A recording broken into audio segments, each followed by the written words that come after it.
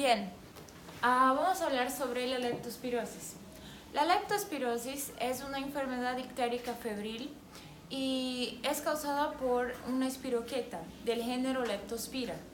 De los géneros que son patógenos del ser humano tenemos 13 géneros, pero acá solo voy a hablar a ustedes de dos géneros importantes, que va a ser la Leptospira interrogans y la Leptospira icterica hemorragia. Estas dos, la Leptospira icterica hemorragia, va a ser la responsable por la síndrome grave, o sea, la síndrome de Weil, que va a ser la forma grave de la enfermedad. Bien, continuemos. Como les dije, la leptospirosis es causada por una espiroqueta que se llama Leptospira. Y la Leptospira él tiene una afinidad muy grande por el agua, por lugares húmedos y acuosos. Otra cosa importante es que es una bacteria aeróbica obligatoria y tiene mucha afinidad también por animales mamíferos, sería gatos, bovinos, perros, pero principalmente por ratones, que va a ser la forma que más conocemos. Pensamos en leptospirosis y nos acordamos de ratones, la enfermedad del ratón. Bien, como les dije, es una espiroqueta y saben que la espiroqueta tiene su morfología, su forma helicoidal. Esa forma helicoidal le permite la penetración, una mejor penetración en la piel, en la mucosa. Ok, continuemos. ¿Cómo sería la transmisión de la leptospira al ratón? Bien, la leptospira, como les dije, está presente en medio húmedos, en medio acuosos, y el ratón cuando contrae la leptospira, él no va a manifestar la enfermedad, sino más va a ser como un almacén para la leptospira. La leptospira se va a almacenar en los riñones del ratón y sería la orina del ratón que va a ser la forma de transmisión al ser humano. Lembrando que, el ser humano es contaminado accidentalmente, no es el objetivo que sea el ser humano, pero es contaminado accidentalmente.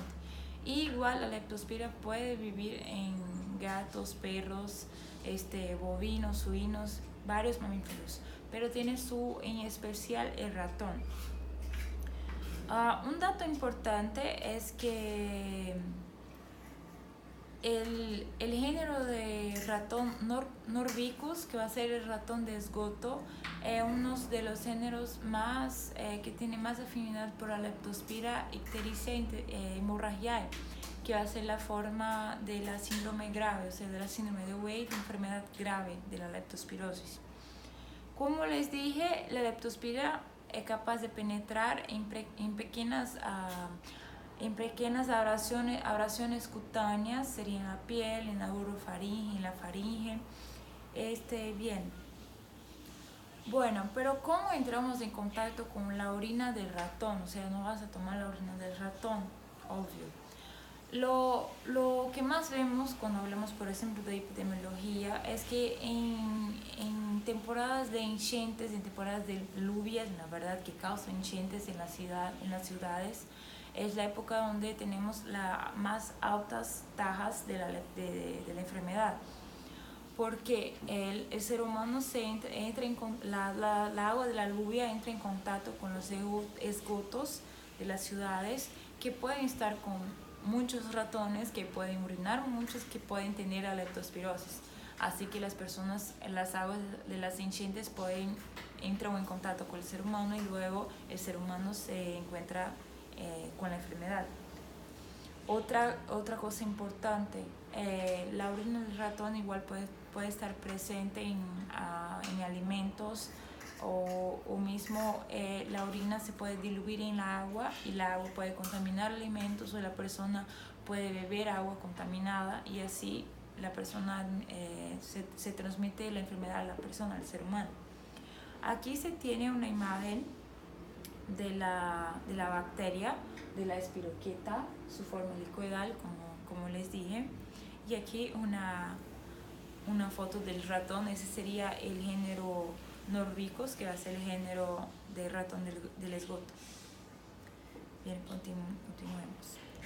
Su patogénesis. Bien, como les dije, la espiroqueta, la leptospira entra en contacto con la piel o se bebe ese agua con su mucosa bucal, etc. Entra en contacto con la mucosa y la corriente sanguínea, entra en contacto con la corriente sanguínea, se empieza a diseminar y multiplicarse y por ahí se va a hartos órganos. Esta fase de la leptospirosis, donde la leptospira se disemina por la corriente sanguínea y se empieza a multiplicar, se llama leptospiremia. Bien, otro dato importante es que la leptospira puede ir por el líquido cefalorraquídeo y tiene afinidad por las partes de humor acuoso y de licor corporales. Bien, otra cosa importantísima para la parte de la patogénesis que tenemos que tener en cuenta.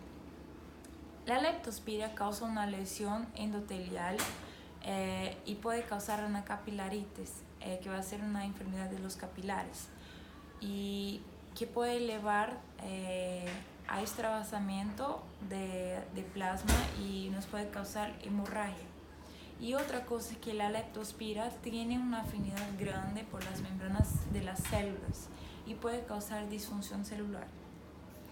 Bien, cuando hablamos de estas dos partes de la patogénesis, podemos pensar que ellas son mucho más atenuadas, son mucho más fuertes cuando hablamos de la forma grave de la enfermedad, de la síndrome de Weil, que más adelante va a ser bien explicada. Y cuando hablamos de síndrome de Weil, los órganos que más son afectados son hígado, riñón, músculo esquelético, corazón y pulmón. Hablando de lo que pasa en el hígado, en el riñón. Bien, en el hígado vamos a tener un proceso inflamatorio, ¿sí? Que va, como les dije, vamos a tener la parte de que la leptospira se adhiere a las membranas celulares. Y el hígado tenemos los hepatocitos. Entonces, lo hígado que estaba funcionando bien ya no va a funcionar tan bien, porque vamos a tener la disfunción celular y va a provocar, va a perjudicar sus hepatocitos. Pero lo más importante que igual en el hígado vamos a tener signos inflamatorios y la leptospira con la disfunción celular va a hacer con que el hígado produzca más bilirrubina. Vamos a tener una mayor producción de bilirrubina que va a causar adelante una ictericia. Bien, otra cosa importante es que, como les dije sobre la capilarite, como vamos a tener una lesión endotelial, vamos a tener el extravasamiento del plasma al parte intersticial, al intersticio, y eso va a ocasionar una hemorragia y luego una hipovolemia. Cuando hablamos de riñón, eso se va a tratar de una isquemia, porque ay Dios mío, los túbulos y un rato, estamos viendo acá. Bien, ¿cómo vamos a tener el extravasamiento del líquido del plasma al parte del intersticio? Nuestro riñón no va a estar, con el volumen correcto y no va a tener la pasada correcta de sangre que debería tener, y eso va a ocasionar una isquemia, una falta de nutrientes, una falta de sangre en el tejido y luego una necrosis tubular, porque por nuestro aparato dentro del riñón, que sabemos que tenemos el nefrón, dentro del nefrón tenemos el glomérulo, los túbulos, pero principalmente vamos a tener esa isquemia que va a estar presente en los túbulos proximal. Por eso, una cosa importante, no me fijé mucho en el hígado para hablar de la leptospirosis, pero sí tenemos que fijarnos un poco más en el riñón, porque con la isquemia que vamos a tener en el túbulo proximal, este túbulo ya no va a hacer su función correcta. ¿Y lo que pasa? Si no hace su función, ¿cuál es la función del túbulo contornado proximal? Es de absorber sodio, es de retener sodio. Si esta parte, si tenemos una isquemia en el túbulo contorneado proximal, él no va a hacer su función correcta. Si no hace su función correcta de absorber sodio, vamos a estar liberando más sodio y luego vamos a estar liberando también más potasio, liberando sodio y liberando potasio. Este paciente con leptospirosis va a tener un cuadro clínico de hipovolemia, va a ser un paciente que va a ser hipovolémico, puede ser hipovolémico hipotenso, porque igual estamos con hemorragia. Y también nuestro riñón va a estar como edematizado, pero vamos a estar hipovolémicos. La cosa importante es que en el paciente con leptospirosis casi no vamos a tener oliguria, o sea, el paciente va a estar liberando mucha agua y mucho sodio y potasio. Y un dato importante también es que en el paciente con leptospirosis vamos a tener hipocalemia, o sea, sería hipopotasemia, ¿no? La misma cosa. Bien, continuemos. Aquí, aquí tenemos una imagen sobre algunas actividades, después voy a pasar al grupo, algunas actividades que les ponen como susceptibles a leptospirosis, ¿no? Nadar en agua contaminada, minas, túneles, esgotos. Acá dan más énfasis a los esgotos, claro, a profesionales que trabajan en esgotos. Bueno, continuamos.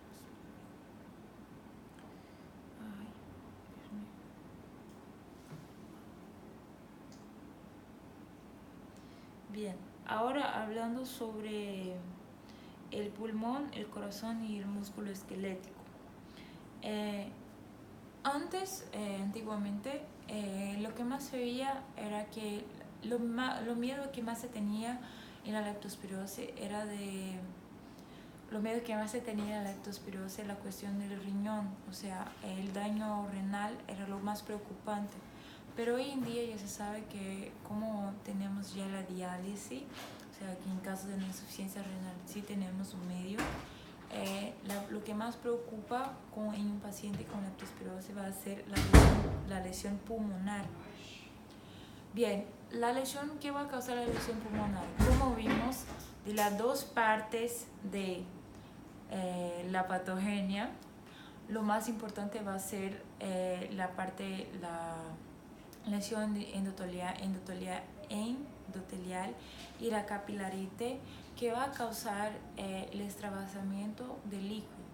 ¿Cómo es el extravasamiento del plasma que va a causar una hemorragia? ¿Cómo eso va a pasar en pulmón? Acá se ve que lo que pasa es que la lesión pulmonar decorrente de la capilarite lleva el extravasamiento del líquido de sangre a los alvéolos. Y ahí vamos a tener, cuando miremos una placa radiográfica, vamos a ver el pulmón como infiltrados hemorrágicos. Y eso igual se puede expresar en un paciente como hemoptisis, porque estamos teniendo una hemorragia, ¿no? Nuestros alvéolos están llenos de sangre o de plasma. Y podemos tener una insuficiencia respiratoria, claro, porque el paciente no va a poder respirar. Bien, el corazón nomás va a tener como una síndrome inflamatoria, ¿no? Una miocarditis, y puede llevar a una insuficiencia cardíaca. O sea que cuando miramos la leptospirosis, lo que vamos a tener es de verdad esas dos cuestiones patogénicas. En la cuestión de la capilarite, extravasamiento del plasma, hemorragia, y la cuestión de la disfunción celular, lo que vemos en el hígado. Lo que vemos en el hígado, la disfunción celular, aumento de la bilirrubina. Lo que vemos en el riñón, vamos a tener la hemorragia, la hipovolemia, la isquemia, ¿no? Y la necrosis tubular, haciendo con que sea un paciente hipovolémico y hipocalémico. Y que vemos en el pulmón, bien, extravasamiento de líquido nuevamente, vamos a tener bien de nuevo, vamos a tener extravasamiento de sangre para los abuelos, insuficiencia respiratoria. Bien, cuando hablamos del corazón es afectado igual con una miocardite, o sea, signos de una inflamación, de una infección. Significa que la leptospira se está adheriendo probablemente a las células del corazón y está teniendo una respuesta inflamatoria. Y en los músculos vamos a tener una miocite, que va a ser los músculos, van a presentar una necrosis hialina focal. Bien, esto se tiene que, se debería dividir bien correcto para poder hablarse, que como les dije, teníamos dos fases de la leptospirosis, la fase de la leptospiremia y la fase inmune. Estas dos fases van a estar presentes dentro de la leptospirosis anictérica, sería que no tiene ictericia, ¿no? Y les voy a desarrollar esto mejor ahora. Bien, ¿cómo sería esto? Lo vamos a ver mejor en el cuadro clínico. Bien, acá les voy a explicar el cuadro clínico juntamente con las fases, porque sé claro que se manifiesta de forma clínica las fases de la leptospirosis. El periodo de incubación de la leptospirosis va a ser de 7 a 14 días, pueden variar de 1 a 30 días. Y cerca del 90-95% de los casos son apenas el síndrome febril.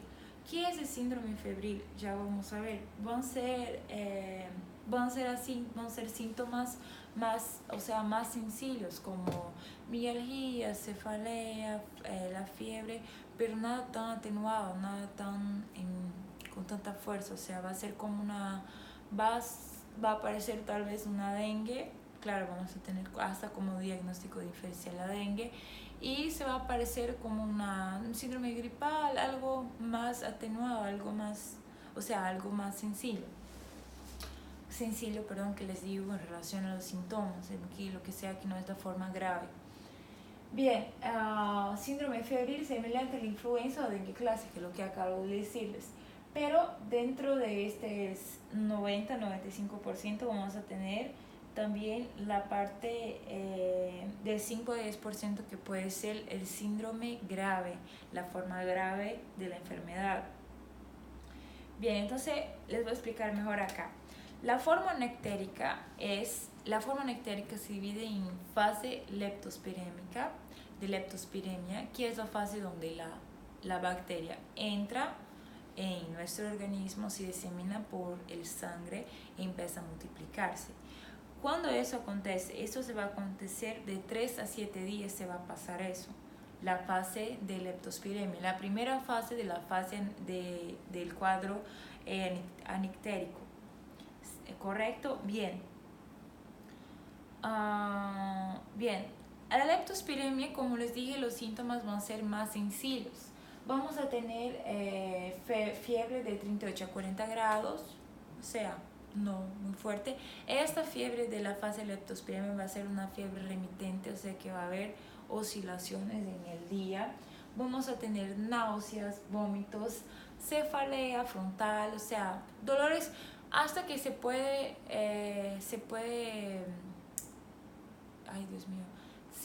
parecer con la dengue clásica. Vamos a tener, como les dije, fiebre remitente.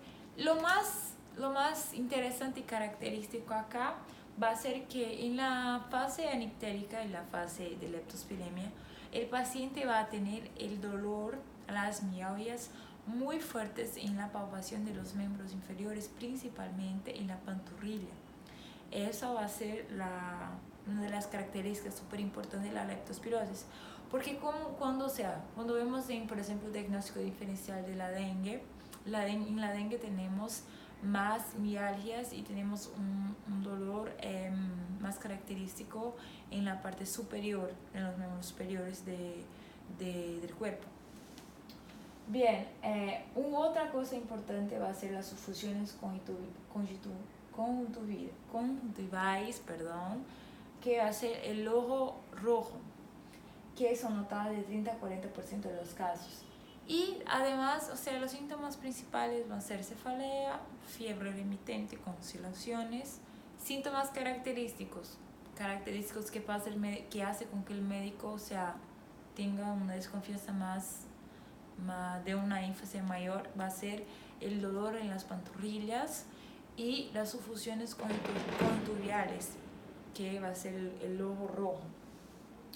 Y además tenemos otros síntomas que ocurren con menores frecuencias, que va a ser la diarrea, el dolor de garganta.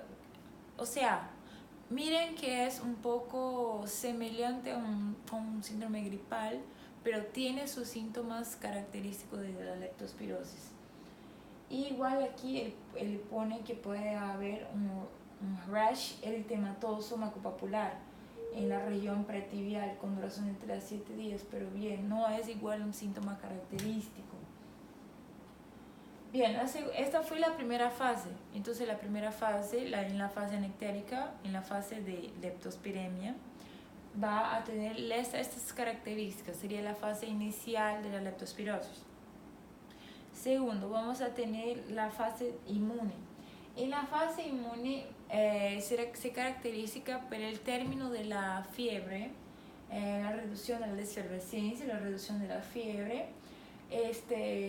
Y lo más interesante de la fase inmune es que podemos tener una meningitis, se puede tener una meningitis aséptica, o sea que una meningitis aséptica y una uveitis. Podemos tener, en la meningitis vamos a tener efectos neurológicos, ¿no? Pues podemos tener confusión mental y signos de la meningitis. Bien. Y signos de la meningitis. Bien. Bien. Aquí les pone la queja, cefalea intensa, vómitos, estado confusional porque estamos teniendo una meningitis y graves complicaciones neurológicas. Bien, aquí cuando les dije de la parte que la bacteria podría entrar por ese Delcocephalus raquídeo y que igual tenía afinidad por el licor y por el humor del organismo, de esto estaba hablando.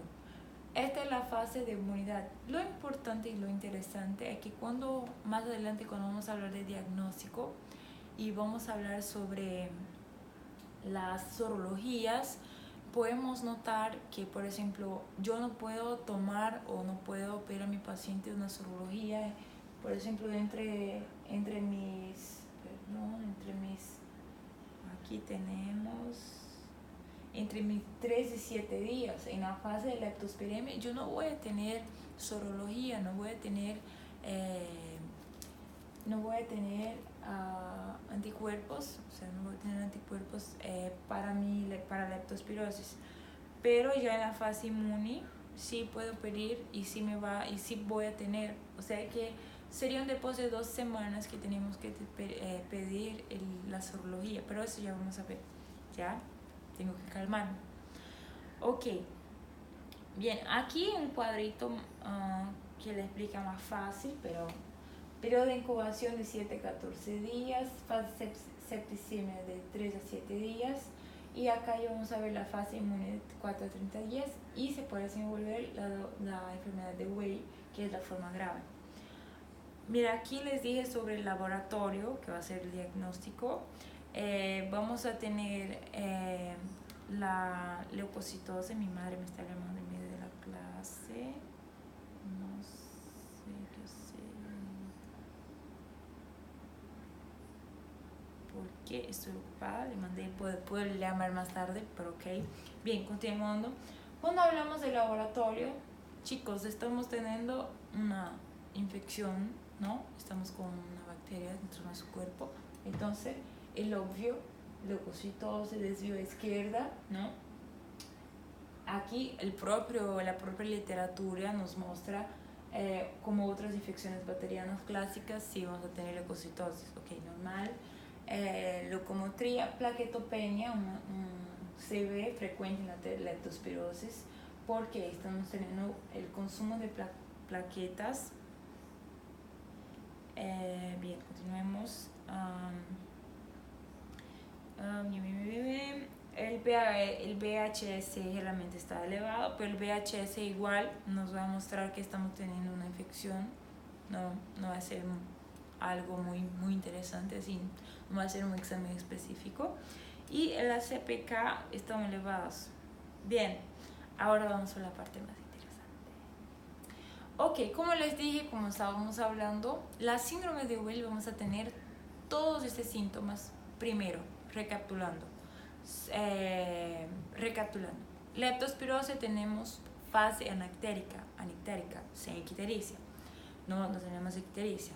Pero en la fase anictérica vamos a tener la fase leptospiremia, donde la bacteria entra, se disemina, hace su casita, empieza a multiplicarse. Y bien, fase leptospiremia de 3 a 7 días, perdón. En esta fase de leptospiremia vamos a tener cefalea, ¿no? Cefalea, dolor de cabeza, vómitos, fiebre remitente con oscilaciones en el día, ¿no? Y cosas importantes, Dios mío, no oro, ojo rojo y que son sufusiones conjuntiviales, tengo un problema con esta palabra, y dolor en las pantorrillas, no porque entrené mucho, pero sí porque tengo leptospirosis, me duele mucho la palpación en las pantorrillas, miembros inferiores y hasta abdomen va a doler mucho, pero más característico, dolor en las pantorrillas. Bien, fase de leptospiremia, diseminación, ok, esos son mis síntomas. Después vamos a tener la fase inmune. La fase inmune ya mi cuerpo va a empezar a producir,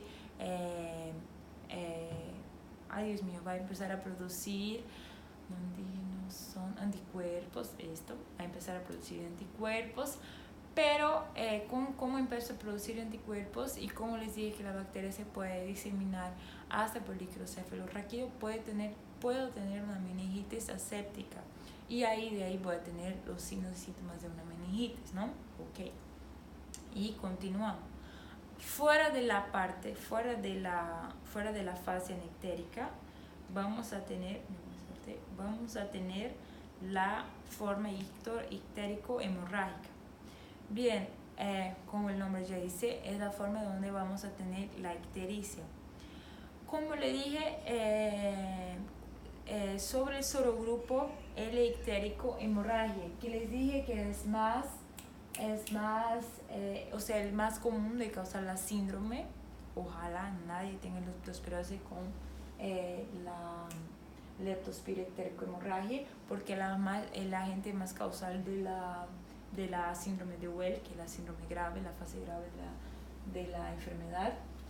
Aquí ponen letalidad de 10 a 40%. Y bien, ¿cómo se empieza? Paciente empieza como en la fase anictérica. Paciente empieza con todos estos síntomas, pero ahora el paciente va a tener ictericia. Mira, inicia con el cuadro de fase leptospirémica y evolúe de una manera fulminante. Eso es un dato importante que no les dije cuando estaba empezando el video. La cosa de la leptospirosis es que empieza con una enfermedad, o sea, tranquila, y hasta se puede tornar una enfermedad fatal. Que puedo tener leptospirosis, pensar que estoy teniendo una dengue clásica o una gripe, porque algunos síntomas se parecen y boom, es una leptospirosis, puede tornarse fatal. Así que es una enfermedad que el médico tiene que estar atento, ¿no? A sus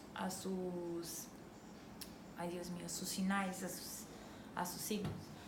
Ok, continuando. Evolúe en la forma fulminante que acabo de decirles após 4 o 9 días. Bien, eso. Comienzan, después de 4 o 9 días se empieza a aparecer, si estás contaminado con leptospira, icterio-hemorragia, bien, após 4 o 9 días puede empezar a aparecer la fase grave de la enfermedad. ¿Ok?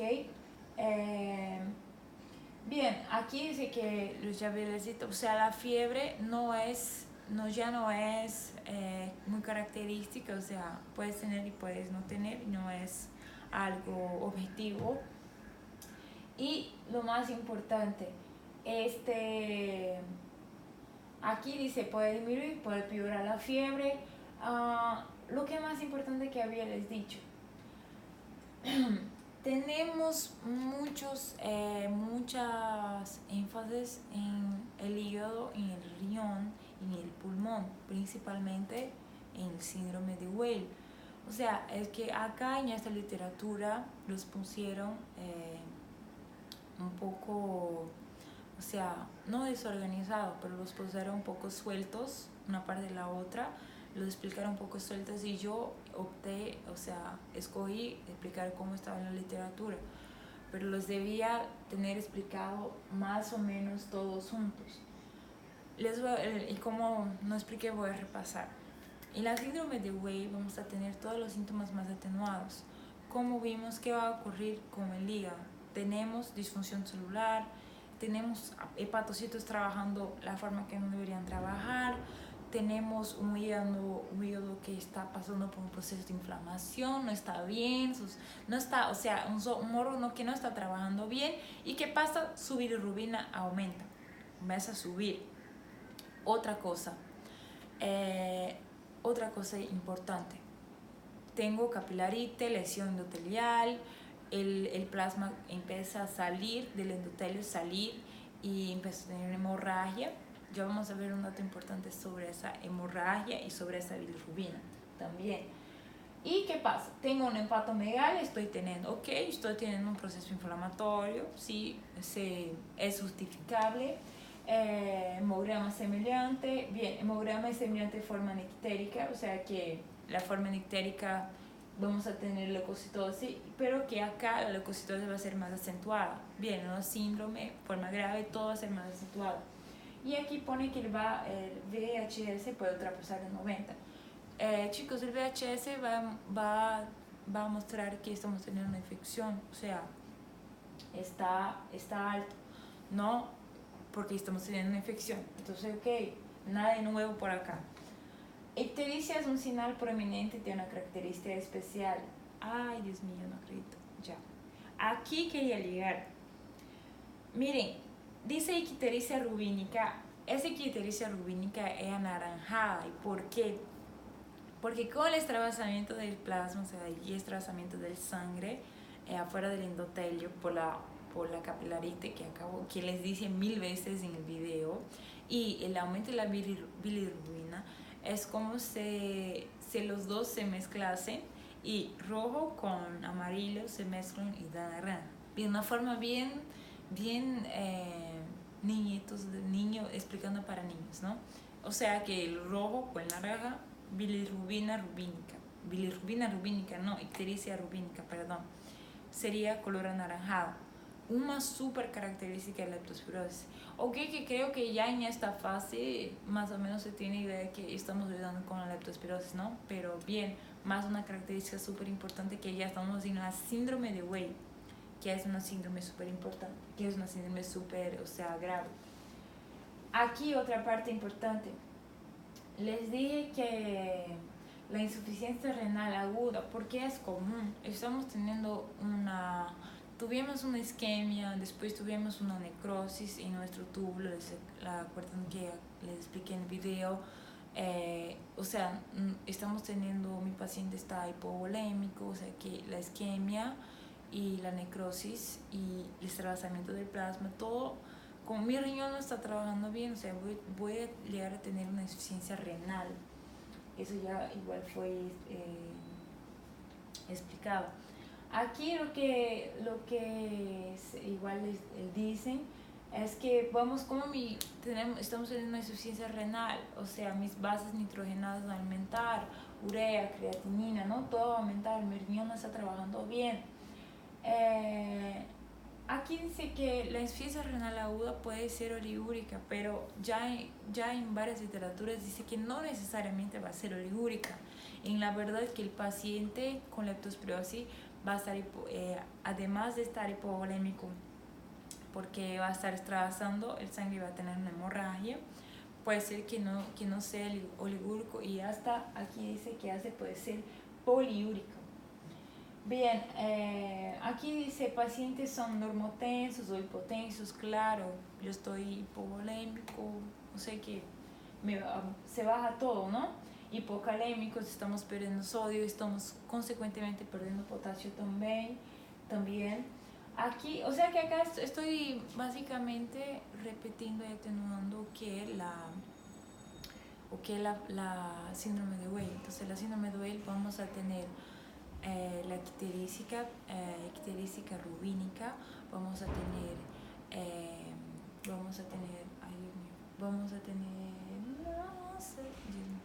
tener insuficiencia renal, ictericia rubínica. Me dio un delay acá, pero continuemos. Hemorragia, ¿no? Les dije ictericia rubínica, hemorragia. Ok, continuemos, perdón, de nuevo. Ya, fenómenos hemorrágicos, que ya los decíamos igual. Y equimosis, bien, aquí dices hemorragia pulmonar, insuficiencia respiratoria. Bien, continuemos. Acá él solo está repitiendo lo que les dije. Bien, antiguamente la insuficiencia renal aguda era lo que más se temía a los médicos, pero ahora ya con la diálisis lo que más se teme en la leptospirosis es la insuficiencia respiratoria, ¿no?, del paciente, y claro, vamos a tener hipoptisis y vamos a tener un proceso hemorrágico dentro del pulmón. Entonces eso es lo que más un poco teme el médico, que más le hace temer. Bien, vamos a dar una repasada básica. Entonces, en la síndrome de Weil vamos a tener icterícica rubínica, podemos tener la síndrome de Weil más va a atingir sus alvos, van a ser riñón, pulmón, hígado, músculo esquelético y corazón. En el hígado vamos a tener aumento de la bilirrubina, afectaciones de los hepatocitos, ¿no?, ictericia. En el riñón, insuficiencia renal aguda, isquemia, necrosis tubular, ¿no?, igual hemorragia. La bilirrubina con toda la hemorragia que estamos teniendo si son todos los órganos nos va a causar icterícica rubínica. En el corazón, proceso inflamatorio, vamos a tener miocardite. En los músculos vamos a tener disfunción celular. Y esos son los principales órganos que atingen la síndrome de Weil. Y los principales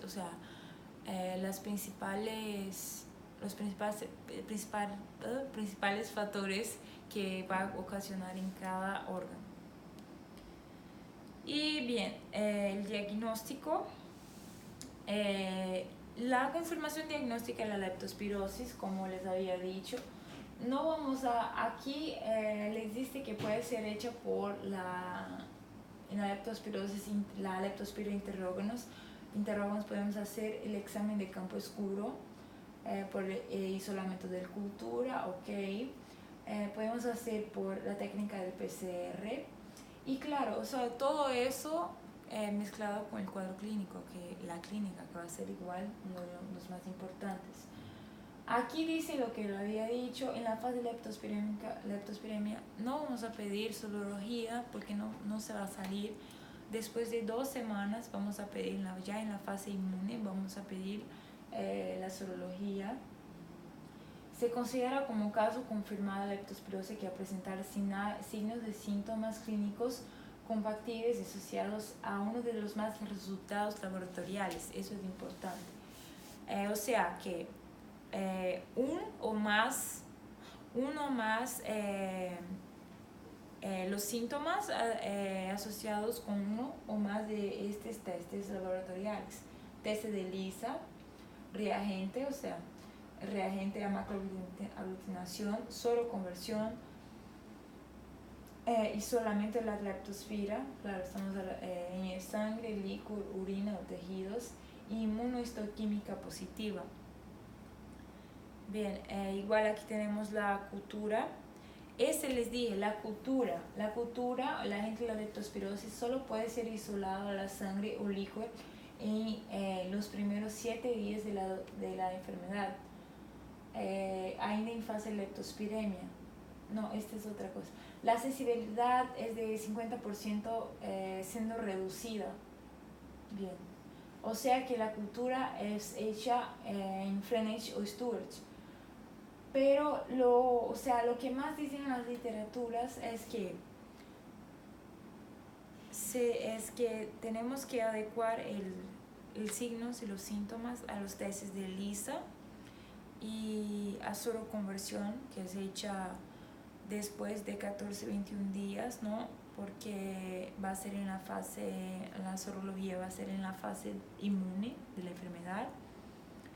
Y bien, aquí se pone algunos más testes sorológicos que no adentré mucho a esto.